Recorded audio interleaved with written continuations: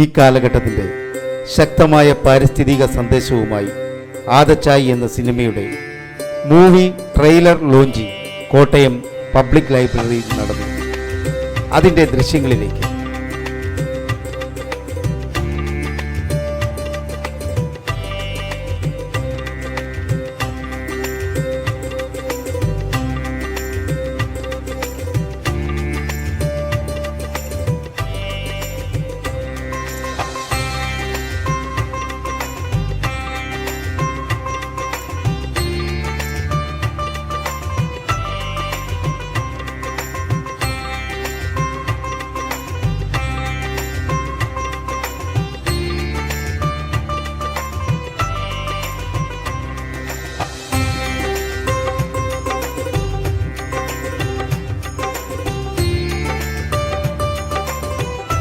ഈ സിനിമ അടയാളപ്പെടുത്തുന്നത് കൊള്ള ലാഭേച്ഛയോട് പരിസ്ഥിതിയെ നശിപ്പിക്കുന്ന സ്വകാര്യ കോർപ്പറേറ്റ് മാഫിയകൾക്കെതിരെയുള്ള പോരാട്ടത്തിന്റെ കഥ പറയുകയാണ് ആദച്ചായ്.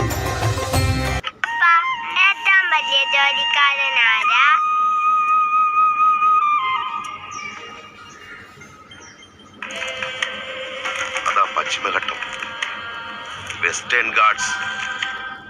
അതെ, നിധി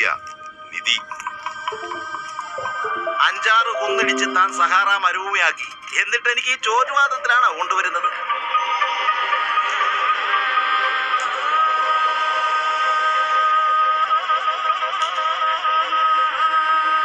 ഈ ഉണ്ടാകുന്ന പ്രതിഷേധത്തിന്റെ ഏനക്കാടെല്ലാം നിനക്ക് വേണ്ടി ചൊളയണത്തെന്ന് ഞാൻ വേണോ അനുഭവിക്കാൻ?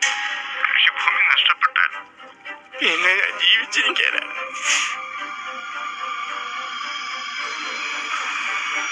പശ്ചിമഘട്ടം സംരക്ഷിക്കാനല്ലടോ, അത് മൊത്തത്തില് നിങ്ങളുടെ രണ്ടുപേരുടെയും പേരിൽ എഴുതി തരാനാ ഞാൻ ഈ മല കയറി ഇങ്ങോട്ട് വന്നത്.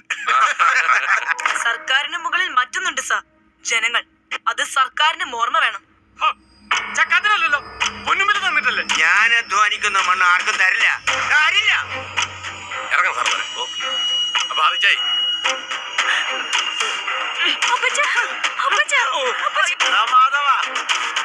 പോലെ ഇറങ്ങി പറ. പൈസയും കടപ്പാക്കി മുങ്ങി നടക്കുന്നോടാ കഴുതേ. ഇടോ, നീ മിടുക്കനായി വരണം കേട്ടോ. ഞങ്ങളുടെ ആഗ്രഹമാണ്. നീ കേൾക്കും, എനിക്ക് ഉറപ്പുണ്ട്.